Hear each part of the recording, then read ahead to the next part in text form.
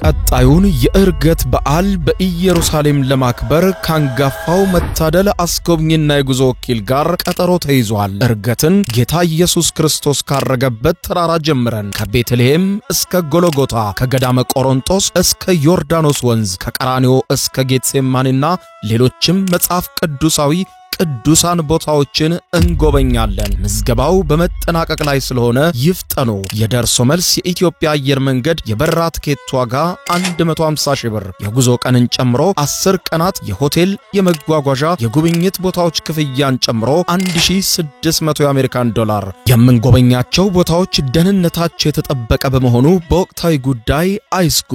አድራሻ 22 ጎላጉል ህንጻ ሁለተኛ ፎቅ ቢሮ ቁጥር 205 ቢ በ09 12 64 10 00 ወይም በ0964 08 08 08 ላይ ሃሎ ይበሉን። መታደል አስጎብኝና የጉዞ ወኪል።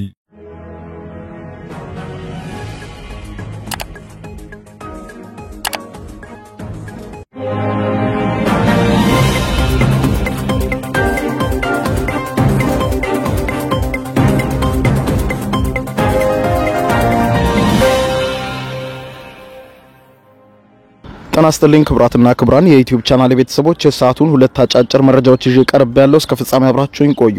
ክብራን አድማጮች አሳዛኝ ዜና ተሰምቷል። ይኸውም አሜሪካ በየመን ከሳምንት በፊት የአየር ድብደባ መፈጸሟ ይታወቃል። ይህንን ተከትሎ እንግዲህ ሟቾቹ አብዛኛው ኢትዮጵያዊ መሆናቸው ሲዘገብ ቢቢሲ ባወጣው መረጃ መሰረትም እንደውም ሶስቱም የአንድ ቤተሰብ አባላት ጭምር መሆናቸውንና 68 ሰዎች ሲገደሉ ከ68ቱ አብዛኞቹ ኢትዮጵያውያን መሆናቸውን የዓይን እማኞች አረጋግጠውልኛል የሚል አሳዛኝ ዘገባ አውጥቷል። ጉዳዩን በተመለከተ በዝርዝር የምታደምጡት ዘገባ ይኖራል።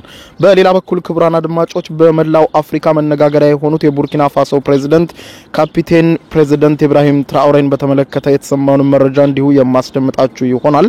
ብሬክስሩ ላይ እሳቸውን በተመለከተ ሰፊ ትንታኔ ተሰጥቷል። እስከ ፍጻሜ አብራችሁ የምትቆዩ እነዚህን ሁለት መረጃዎች ታደምጣላችሁ። አብረን እንከታተለው። በቅድሚያም በሩሲያ የድል በዓል ላይ ከሌሎች ሀገራት ይልቅ ከፍተኛ ትኩረት ስበው የነበሩት የቡርኪና ፋሶ መሪ ፕሬዝዳንት ኢብራሂም ትራኦሬ ለአፍሪካ አዲስ የትንሳኤ ምልክት ሊሆኑ እንደሚችሉ መጠቆሙ ተሰማ። ተቺና ነቃፊዎቻቸው ደግሞ ካንዱ መካረር አንዱን ማስደሰት ጊዜያዊ ደስታ ያመጣ እንደሆነ እንጂ ከዚህ ቀደም እንደታዩት የአፍሪካ መሪዎች ከፍተኛውን እርምጃ በምዕራባውያኑ ሊወሰድባቸው ይችላል ሲሉ ሰግተዋል። የቡርኪና ፋሶ የሽግግር መንግስት ፕሬዝዳንት ካፒቴን ኢብራሂም ትራኦሬ ሩሲያ ናዚን ያሸነፈችበትን 80ኛ ዓመት እየተከበረ ባለበት በዚህ ወቅትም ስማቸው በስፋት እየተነሳ አነጋጋሪ የሆኑ መምጣታቸውን የጠቆመው ዘ ሪቨርስ ኦፍ አፍሪካ በተሰኘው ጽሑፉ ጸሐፊው ሮጀር ማኬንዚ በመጽሐፉ ላይ እንዲህ ሲል አስቀምጦታል። የአፍሪካ አዳሴ በድጋሚ ከአመድ እየተነሳ ነው በሚል አስተያየቱን ከመግለጽም ባሻገር ወደ አንድ ወገን ያደላ የነበረውና በምዕራባውያን ይዘወር የነበረው የዓለም ስርዓትን የሚቃወሙ እንደ ሩሲያና ቻይና ያሉ ሀገራት በስፋት የሚነሱ ቢሆንም ከአፍሪካ የተነሱ መሪዎች ግን ብዙም አልታዩም።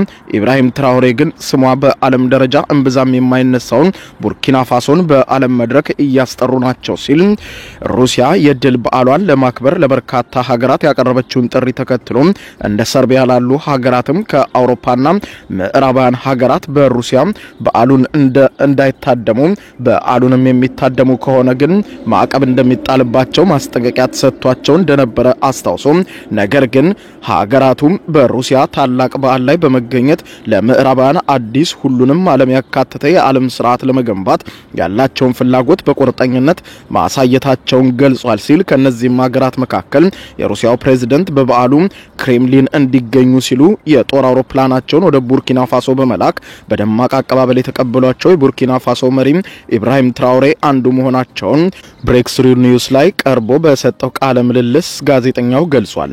ለአመታት በቡርኪና ፋሶ ወታደራዊና ፖለቲካዊ እንዲሁም ስትራቴጂካዊ የበላይነት የነበራት ፈረንሳይን በመቃወምና ከሀገር በማስወጣት ቡርኪና ፋሶ ከፈረንሳይ ጋር ትብብር እንደማታደርግ ይፋ ያደረጉትና ይልቁንም ከሩሲያና ቻይና ጋር ትብብራቸውን ያጠናከሩት የቡርኪና ፋሶ የሽግግር መንግስት ፕሬዝዳንት ካፒቴን ኢብራሂም ትራኦሬ በሳህል ቀጠና ያሉ ሀገራትም የሚሰጣቸውን የተለመደ የጦርነትና ትርምስ እንዲሁም በምዕራባውያን ሀገራት የመገዛት ምስል ለመቀየር ተነስተዋል ያለው ሮጀር ማኬንዚ፣ ነገር ግን እንደ ኩባና በተለይም ደግሞ በኩባ ቀጠና ያሉ ሀገራትም ራሳቸውን ለመለወጥም በኃይል ከምዕራባውያን ለማላቀቅ ሞክረው የነበረ መሆኑን በመግለጽ የትራኦሬ እርምጃ ግን በመላው አፍሪካ በአሜሪካ የሚመራውን የምዕራባውያንን ዘመናዊ አገዛዝ ያደላ የዓለም ስርዓትን ላሰለቻቸው ሀገራት በህብረትና በድፍረት እንዲቆሙ ከፍተኛ ትምህርት የሚሰጥ ነው ያለ ሲሆን በመጽሐፉ ላይም ሊቢያን እንደ ምሳሌ በማንሳት አሜሪካ መራሹ የሰሜን አትላንቲክ የጦር ቃል ኪዳን ድርጅት ኔቶና እንዲሁም ራሷ አሜሪካ ሊቢያን ለማጥቃት የፈለጉበት ምክንያት መነሻው ይሄው ከሊቢያ ይታይ የነበረው የአንድነትና የጥንካሬ መንፈስና ተስፋ እንደነበረ በማንሳት እነሱ አፍሪካን መከፋፈልና መግዛት ህልማቸው ነው ሲል አሜሪካ አሁንም ድረስ ኮንጎንና ምዕራብ አፍሪካ ሀገራትን ጨምሮ በመላው አፍሪካ ይህንን ፍላጎቷን እያራመደች ቢሆንም አሁን በቡርኪና ፋሶ እያየን ያለነው ግን ትልቅ ለውጥ ነው ሲል ምናልባትም ከ10 ዓመታት በፊትም ቢሆን ኖሮ ይህንን አናይም ነበር። አሁን ግን በተለይም ደግሞ ሩሲያና ቻይና እያሳዩት ካለው ጠንካራ አቋምና ድጋፍ አንፃር መሪዎችና ሀገራት ይህንን ያልተገባ የምዕራባውያን መራሽ የዓለም ስርዓትን ለመቃወም ምናልባትም የአፍሪካ መሪዎች እርምጃ የሚወስዱበት አንደኛውና ብቸኛው ጊዜ ሊሆን ይችላልም ብለዋል። በተመሳሳይ በንግዱ ዘርፍም በአፍሪካ ሀገራት የሚገኙ ሰራተኞችና ባለሙያዎች በተበታተነ መንገድ እንዲሰሩ መደረጋቸው በተዘዋዋሪ ከምዕራባውያን ሀገራት የሚደርሰውን ኢኮኖሚያዊ ጫና ጠባቂነትን የሚያስከትል እንደሆነ በመግለጽ የሥራ ባህል ለውጥም እንደሚያስፈልግና አሁን ኢብራሂም ትራኦሬ የጀመሩት መንገድም ተቀጣጥሎ የሚቀጥልና ደጋፊ የሚያገኙ ከሆነ የበለጠ ለውጥ ሊያመጣ እንደሚችል ጠቁሟል። ጻፊው ስጋቱን ሳይጠቅስ አላለፈም። በተለይም ደግሞ የኢብራሂም ትራኦሬ አካሄድም ካንዱን አግልሎ አንዱን ደግፎ የሚሄድ ከሆነ ምናልባትም ግጭት ሊቀሰቅስ አለም ደግሞ ምዕራባውያን ኢብራሂም ትራኦሬን ለማስወገድ የመጨረሻ ያሉትን እርምጃ ልክ እንደ ከዚህ ቀደሙ አፍሪካ መሪዎች ሁሉ ሊወስዱ ይችላሉ የሚል ስጋት እንዳለ ገልጾ ለሁሉም ጥንቃቄ እንደሚያሻው ግን አልሸሸገም።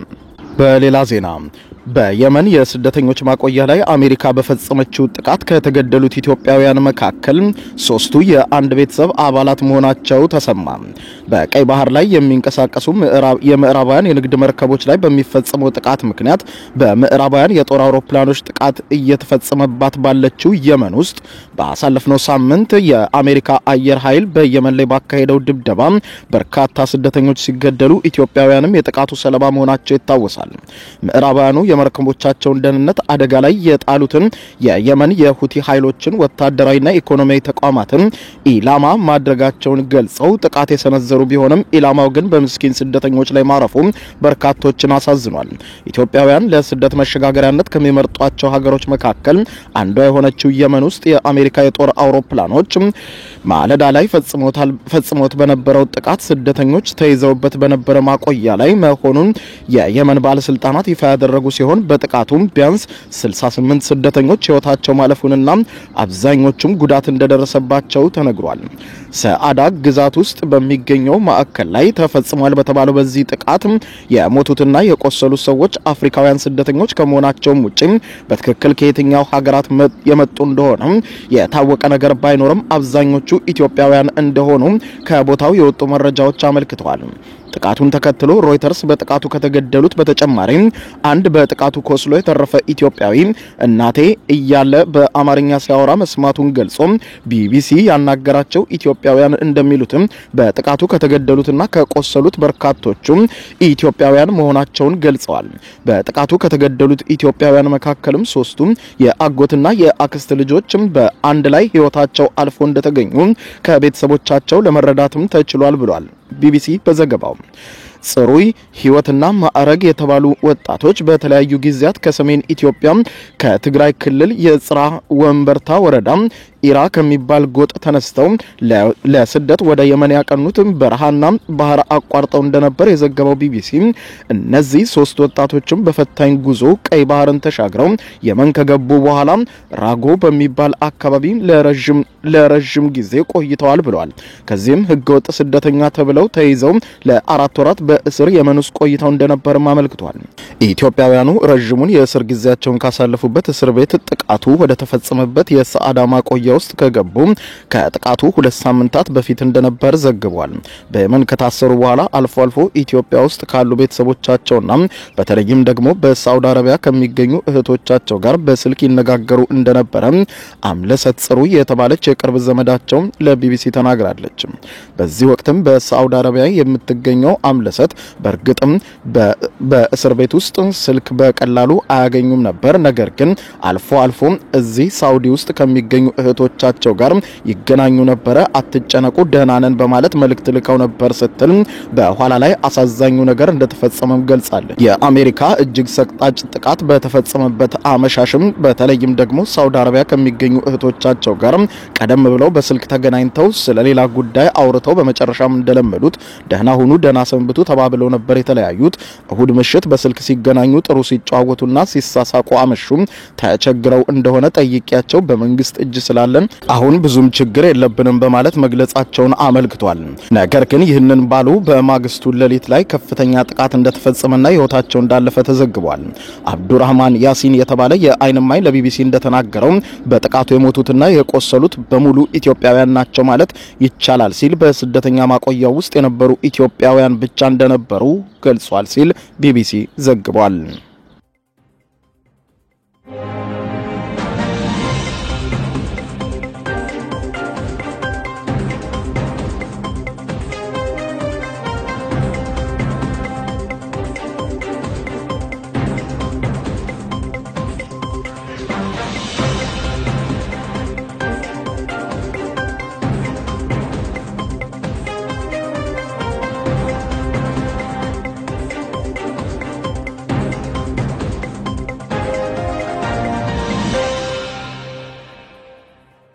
የዩቲዩብ የስኬት ሚስጥሮችን በዝርዝር የያዘው የአቤል ብርሃኑ የወይኗ ልጅ አዲስ መጽሐፍ በገበያ ላይ ዋለ። ዩቲዩብ ለመጀመር በአጭር ጊዜ ስኬትን ለመቀዳጀት አስበዋል? ዩቲዩብ ጀምረው ሚስጥሮቹ አልገባ ብለውታል? እንግዲያውስ አዲሱ በዩቲዩብ 2 የወርቅ 3 የብር ሽልማቶችን ያገኘው የአቤል ብርሃኑ የወይኗ ልጅ የዩቲዩብ ሚስጥሮች መጽሐፍ በዝርዝር ሁሉንም ያብራራሉታል። ዛሬውኑ ገዝተው ህልሞን የሚያደርጉበትን የዩቲዩብ የስኬት መንገድ ይጀምሩ። በውጭ ሀገራት ለምትገኙ ከአማዞን ላይ ብታዙ በቀናት ውስጥ ደጁ ይደርሳል። የአማዞን ሊንኩን እዚህ ቪዲዮ ኮሜንት ላይ ያገኙታል። በሀገር ውስጥ ለምትገኙ በ0949 13 0000 ቴሌግራም ላይ ይዘዙ። ካሉበት ቦታ እናደርሳለን። የዩቲዩብ ሚስጥሮች ዘመኑ ጋር ተፈላጊ መጽሐፍ